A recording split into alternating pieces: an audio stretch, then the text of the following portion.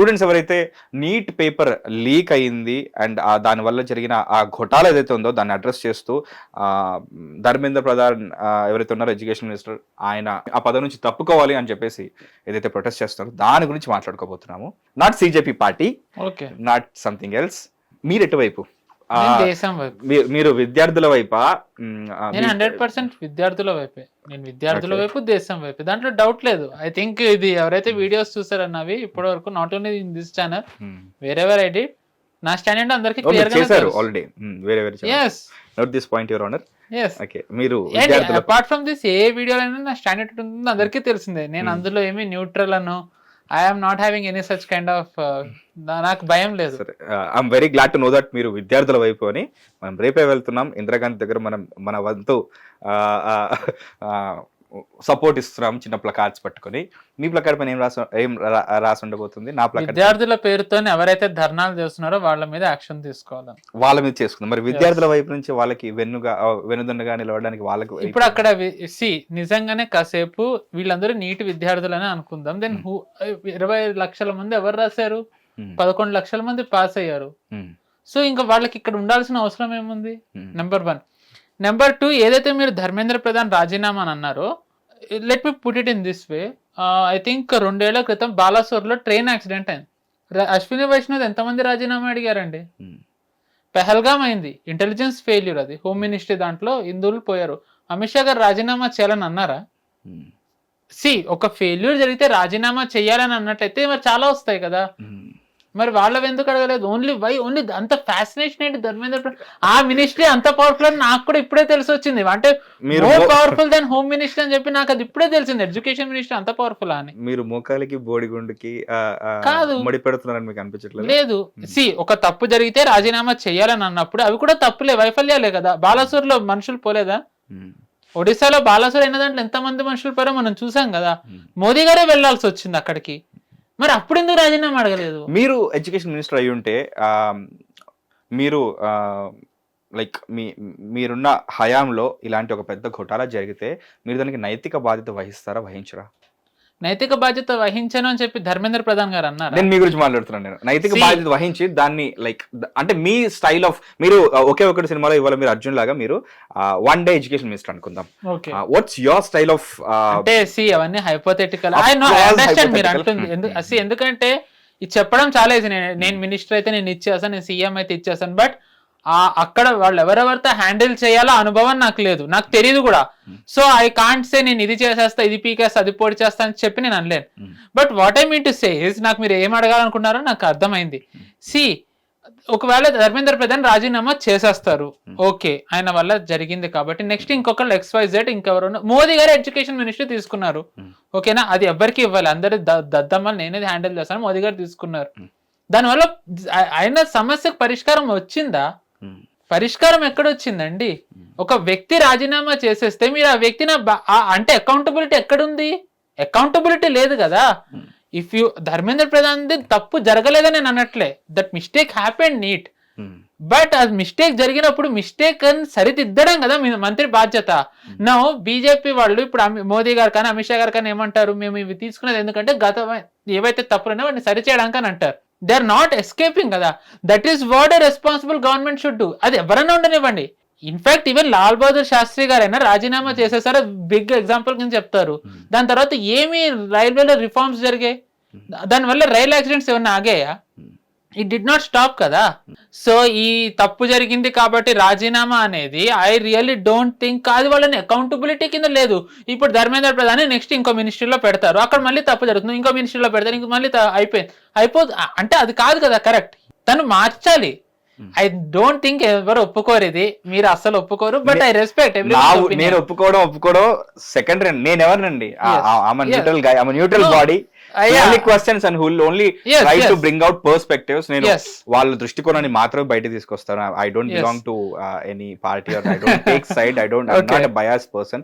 But ఎందుకంటే నేను ఇక్కడ కూర్చొని కామెంట్ సెక్షన్ లో చాలా మంది అడుగుతుంటారు కాబట్టి ఈ క్వశ్చన్ అడగండి, ఆ క్వశ్చన్ అడగండి, యూనో ఒకవేళ ఈ క్వశ్చన్ వేస్తే దీనికి ఏం ఆన్సర్ వస్తుందో మాకు కావాలి తెలుసుకోవాలి. సో దట్ నేను థ్యాంక్స్ ఫర్ ఎడ్యుకేటింగ్ అన్న ఫీలింగ్ లో వాళ్ళు ఉంటారు కాబట్టి. నేను సారీ ఫర్ ఇంటరప్టింగ్. నేను ఆల్రెడీ దీని గురించి 2-3 ఛానల్స్ లో 2-3 డేస్ నుంచి మాట్లాడుతున్నా. ఈ రోజు కూడా మాట్లాడా. సో ఏంటంటే నాకు అక్కడ వచ్చిన క్వశ్చన్స్ ఏవైతే ఉన్నాయో దాంట్లో నాకు ఏంటంటే మీ దగ్గర ఇక్కడ ఐ బిలీవ్ మీరు ఎట్టుంటారని, సో మీరు ఎలాంటి అడుగుతారా, సో ఏంటంటే ఆ క్వశ్చన్స్ మీ దగ్గర వస్తే అవి కూడా యాడ్ చేసి ఆన్సర్స్ ఇవ్వడం కూడా I'm ready. Please let's kind of you know collab అనుకుందాం. అక్కడ వచ్చిన క్వశ్చన్స్ ఏంటండి, so that I will surpass them. అడుగుతున్నారు ధర్మేంద్ర ప్రధాన్ రాజీనామా ఎందుకు అడగారు అంటే నేను అదే అంటాను, రాజీనామా అనేది సమస్యకు పరిష్కారం కాదు కదా. సమస్యకు పరిష్కారం ఏంటి, అది జరగకుండా ఉండడం. అది జరిగింది, దాని తర్వాత ఏం చర్యలు తీసుకున్నారు. ఇప్పుడు నెక్స్ట్ వచ్చే ఏం తీసుకున్నారు సార్? టెలిగ్రామ్ ఆపడమా? టెలిగ్రామ్ ఆపడం ఎందుకు అంత లైట్ తీసుకుంటున్నారు నాకు అర్థం కావట్లేదు. టెలిగ్రామ్ ఎందుకు ఆపారు అసలు? ఇప్పుడు టెలిగ్రామ్ గురించి అందరూ చెప్తున్నారు, ఎక్స్పర్ట్స్ అందరూ అయిపోయారు. టెలిగ్రామ్ ఎందుకు ఆపారు? ఎవరు ఒపీనియన్ అంటే మీరు చదివిన దాన్ని బట్టి టెలిగ్రామ్ ఎందుకు ఆపారు అనుకుంటున్నారు? ఒక కారణం అయితే ఉండాలి కదా ప్రభుత్వం చేసిందంటే. ఎందుకు ఆపారని అనుకుంటున్నారు టెలిగ్రామ్?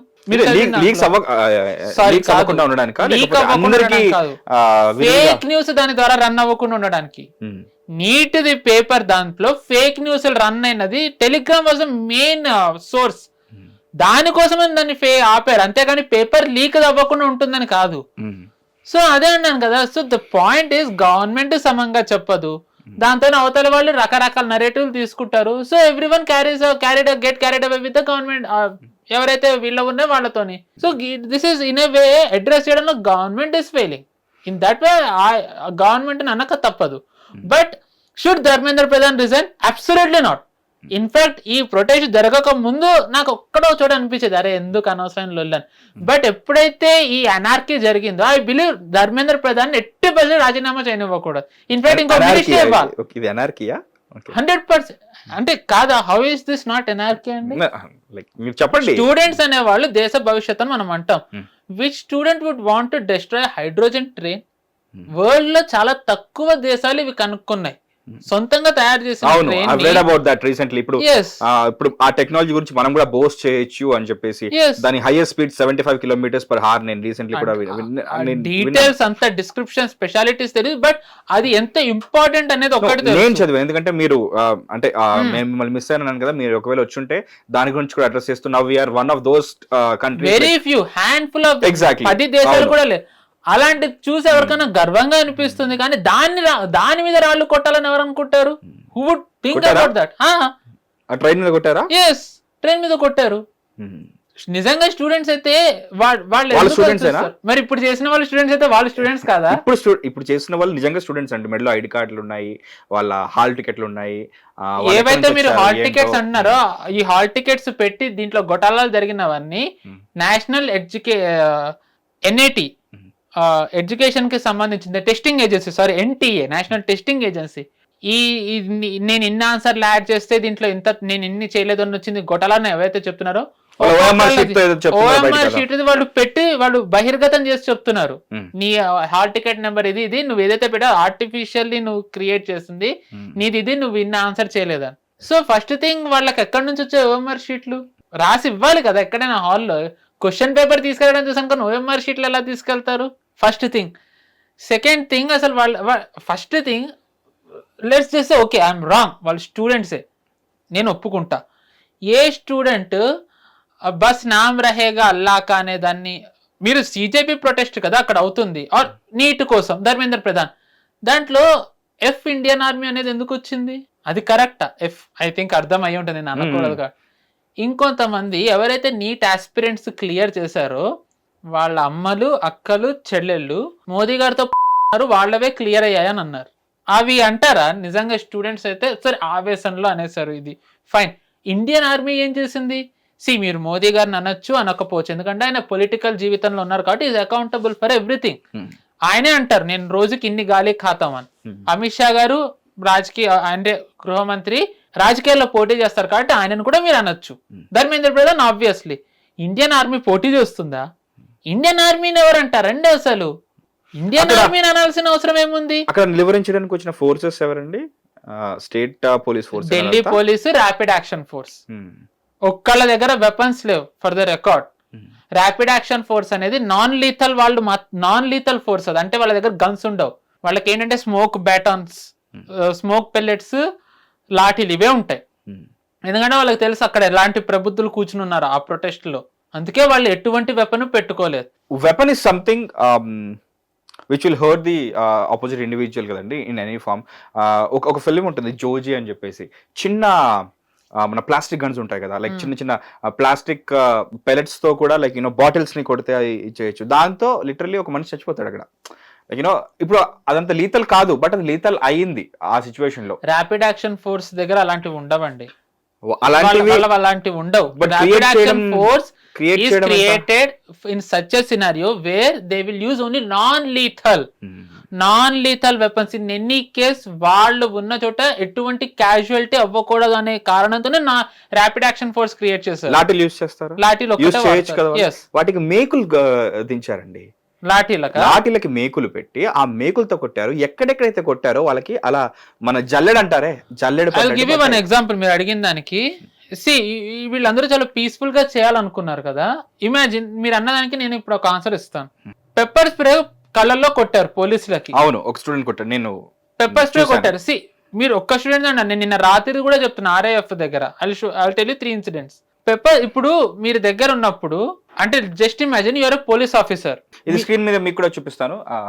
లైక్ లాఠీస్ చెప్పాను కదా, లాఠీ కనిపించిందా ఇక్కడ? ఇంకో కొంచెం బ్యాక్ వెళ్ళండి, పక్కన నెక్స్ట్ పిక్చర్ ఉంటుంది. ఎంటైర్ పక్కన బ్యాక్ వెళ్ళండి. Some of the police officers had nails. పోలీసులు ఎక్కడున్నారు ఈ ఇమేజ్ లో? ఇమేజ్ చూపిస్తాను. అండ్ ఇంకోటి అంటే పోలీసులు లేరండి, లైక్ ప్రైవేట్ పీపుల్, లైక్ వాళ్ళు ముఖ్యంగా ఇద్దరు. మనకు తెలుస్తుంది పోలీసులు ఎలా ఉంటారో, వాళ్ళ వేషధారణ ఎలా ఉంటుంది, లైక్ వాళ్ళ డిసిప్లిన్డ్ గా ఆ హెయిర్ కట్. వాళ్ళ ర్యాండమ్ పీపుల్ వచ్చేసి లైక్ పోలీసులతో కలిసి లైక్ అవుట్ సోర్స్ అయినట్టుగా, మీకు వేరే పిక్చర్ చూపిస్తాను, అవుట్ సోర్స్ అయిపోయి వాళ్ళతో కలిసి లైక్ వీళ్ళ మీద దాడి చేస్తున్నారు లాఠీస్. ఇన్ఫాక్ట్ అతన్ని క్వశ్చన్ చేస్తే నీకు ఆన్సర్ కావాలి కానీ ఇస్తాను అని చెప్పేసి పట్టుకొని వాడిని కొట్టారు. పోలీసులు అంత అగ్రెసివ్ అవ్వలేదు. Police became aggressive when they were attacked. వాళ్ళ అభిజిత్ దీప్ కే వీడియో ఓపెన్ గా ఉంది. ఒక RAF సోల్జర్ ని లిటరల్ గా లించ్ చేసేపోయారు వీళ్ళు చుట్టుముట్టి. సో ఇప్పుడు మీరు ఇన్ని వాట్ ఎవర్ వీడియోస్ షోన్. నేను ఒక ప్రశ్న అడుగుతా. ఇమాజిన్ యువర్ పోలీస్ ఆఫీసర్, మీరు లాస్ట్ చూసారు, మీ చుట్టూ your having so called students, మీ చుట్టూ 2-3 పోలీసులే మీతో పాటు ఉన్నారు. ఒక్కసారిగా మీ మీద కళ్ళల్లో పెప్పర్ స్ప్రే జల్లేశారు. సో వాళ్ళకి భయం అనిపిస్తుంది కదా, పానిక్ అవుతారు కదా, వాట్ దే విల్ డూ అని. ఫస్ట్ యాక్ట్ అక్కడ చేయాల్సింది, నేను పోలీస్ గా మర్చిపోతాను, ఫస్ట్ చేయాల్సింది ఏంటంటే నా సెల్ఫ్ డిఫెన్స్ కోసం నేను దాన్ని నిలవరిస్తాను. ఎగ్జాక్ట్లీ. సో దాంట్లో ఏమన్నా జరగచ్చు. ఇమాజిన్ వాళ్ళ దగ్గర కర్ర ఉంది కాబట్టి సరిపోయింది. Imagine if they had a gun, what police would have done? కర్రతోని ఇప్పుడు ఈవెన్ అది కూడా డేంజరే ఇన్ఫాక్ట్. ఎందుకంటే వాళ్ళు ఇలా అనే ప్రాసెస్ లో మీరు ఇందాక లాఠీతో ఏం అవ్వదన్నారు, తలకి తగిలి ఉంటే. ద వెరీ పర్పస్ ఏవైతే ఇప్పుడు మీరు చూపిస్తున్నారో, ఎవరైతే స్టూడెంట్స్ అంటున్నారో, వీళ్ళు నడుపుతున్న వాట్సాప్ గ్రూపుల్లో ఏమిటంటే కమ్సే కమ్ ఏక్ ఆద్మీకోతో మర్నా చాయేనా, ఏక్తో మార్దో, ఒక్కడన్నా చంపండి అని చెప్పి అంటున్నారు వీళ్ళు. అది కూడా క్రియేట్ చేయలేకపోతున్నారా అని అడుగుతున్నారు. And they are students. సరే ఓకే ఫైన్. లారీల్లో రాళ్ళు ఎక్కడి నుంచి వచ్చాయి? వాళ్ళు నాన్ వైలెంట్ ప్రొటెస్ట్ కదా చేద్దాం అనుకుంటుంది. లారీల్లో వాళ్ళకి రాళ్ళు ఎక్కడి నుంచి వచ్చాయి? How did they pelt stones at the police? కాసేపు అనుకుందాం పోలీసులు అగ్రెసివ్ అవ్వాలని అనుకుందాం. ఢిల్లీ పోలీసుల దగ్గర దే ఆర్ ఆర్మ్డ్. నేను ర్యాపిడ్ యాక్షన్ ఫోర్స్ గురించి చెప్పాను, దే ఆర్ నాన్ లీథల్ అని. But Delhi police are lethal. Delhi పోలీసులు దే ఆర్ అంటే వాళ్ళ దగ్గర గన్స్ వాడే అధికారం ఉంది, లీథల్ గన్స్, మెషిన్ గన్స్ అవనివ్వండి, whatever you name lethal guns, they are having each and every right to use them. మొన్న ఈ వీడియోస్ ఏవైతే ఉన్నాయో సోమవారం జరిగిన దాంట్లో ఒక్క వీడియోలో ఒక్క ఢిల్లీ పోలీసు దగ్గర లీథల్ వెపన్ ఉన్నది చూపియండి. ఎందుకు పెట్టలేదు అంటే ఈ ప్రొటెస్టర్స్ ఎవరైతే ఉన్నారో వీళ్ళు కొంతమంది పోలీసులు ఎవరైతే ఉన్నారో, బీట్ ర్యాపిడ్ యాక్షన్ ఎవరైనా, వాళ్ళది హెల్మెట్ ఏదైతే ప్రొటెక్షన్ ఉంటుందో అది లాగేసుకున్నారు. వాళ్ళవి ఏవైతే షీల్డ్ వాళ్ళు వేసుకున్నారో ఒక జాకెట్, వాళ్ళు అది లాగేసుకున్నారు. ఇమాజిన్ వాళ్ళ దగ్గర గన్ ఉంటే ఆ గన్ను లాగేసుకుని ఉంటే బంగ్లాదేశ్ ప్రొటెస్ట్ ఎలా వైలెంట్ అయిందండి?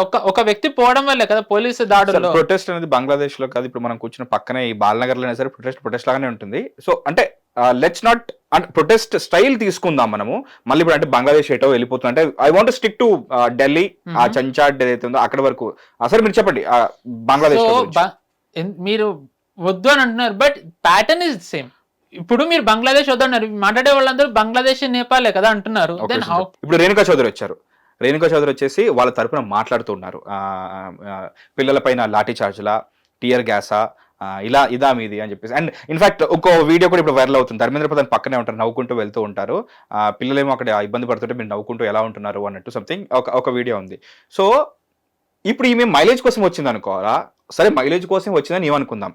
సో ఒక పీస్ ఆఫ్ కేక్ కోసం ఏదైనా సిచ్యువేషన్ అయితే పీస్ ఆఫ్ కేక్ కోసం ఇప్పుడు రేణుకా చౌదరి గారు వచ్చారని ఎలాగైతే అనుకుంటాము మైలేజ్ కోసం, అరే దీంట్లోనే ఇంకా మిగతా ఇంకా కలిపేద్దాం ఉద్దేశంతో ఒకతను ఇరాన్ ఫ్లాగ్ అనుకుంటాను సమ్ అదర్ కంట్రీ ఫ్లాగ్ పట్టుకొని వచ్చాడు. అట్ ది సేమ్ టైం గొడవని చూద్దామని చెప్పేసి కొందరు వచ్చారు. అసలు ఏం సంబంధం లేని వాళ్ళు చాలా మంది యాడ్ అయ్యారు. But actually there is something called students. అయితే జెన్యూన్ స్టూడెంట్స్ కూడా ఉన్నారు. జెన్యూన్ స్టూడెంట్స్ కూడా పక్కన పెట్టండి, చనిపోయిన కొందరు ఎవరైతే ఉన్నారో అందులో ఒక ఫాదర్ ఉన్నారు కదా, చనిపోయిన పిల్లలు ఉన్నారు కదా. ఇప్పుడు నిన్న జరిగిందా? అవును పోయలేదు.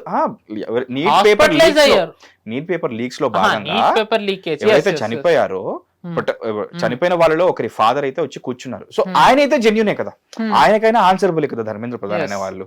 ఆయన అది కూడా చేయట్లేదు కదా అనేది నా బాధ అంతే. ఆన్సరబుల్ అంటే ఐఎమ్ అనేబుల్ టు అండర్స్టాండ్. ఏం చేయాలంటే ఆన్సరబుల్ అంటే అలాంటివి ఇంకోటి జరగకుండా చూడడం కదా మంత్రి బాధ్యత. అదే నేను చెప్తున్నాను, నేను హామీ ఇస్తాను. ఆయన అది అన్నారు కదా, he conducted NEET exam another time.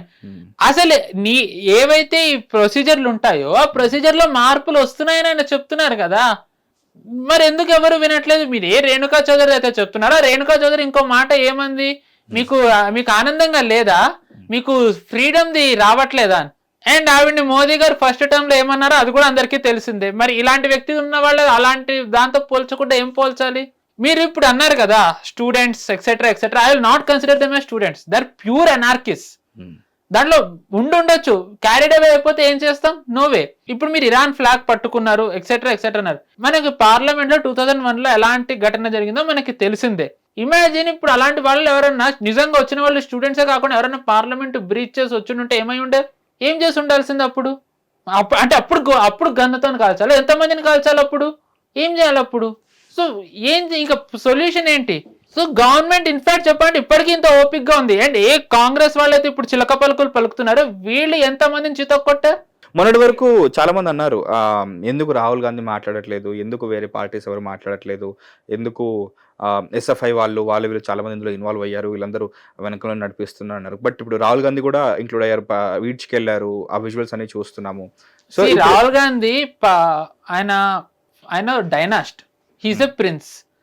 వాళ్ళ నాయనమ్మ ప్రధానమంత్రిగా ఉన్నప్పుడు ఆయన మేబీ చిన్న పిల్లాడు అయి ఉండొచ్చు, బట్ వాళ్ళ నాన్నగారు ముఖ్యమంత్రిగా ఉన్నప్పుడు అయితే హీ వాజ్ లిటిల్ బిట్, అంటే ఊహ తెలిసిందేగా. అండ్ తర్వాత మన్మోహన్ సింగ్ ఉన్నప్పుడు we all knew who ran the government. Rahul గాంధీకి ప్రోటోకాల్ అంతా తెలిసిందే. ప్రధానమంత్రి ఇల్లు ఎంత సెక్యూర్డ్ లొకేషన్ ఆ మాత్రం తెలియకుండా ఎల్ఓపి ఎలా అయిపోయారు Rahul Gandhi? Doesn't he no ప్రొటెస్టులు చేయడానికి అవన్నీ కరెక్ట్ ప్లేస్ కాదని? అండ్ రాహుల్ గాంధీ నిజంగా ప్రొటెస్ట్ పర్మిషన్ అడిగి వచ్చారా? లేదు. మల్లికార్జున్ ఖర్గే ఇల్లు ఆయనకి ప్రధానమంత్రి ఇంటికి ఫర్లాంగ్ దూరం. ఆయన పుట్టినరోజు నిన్న మల్లికార్జున్ ఖర్గేది. విశేష చెప్పాలని చెప్పి అందరినీ పిలిచి ఆల్ ఆఫ్ ఎ సడన్ ఇక్కడికి వచ్చేసి కూర్చున్నారు.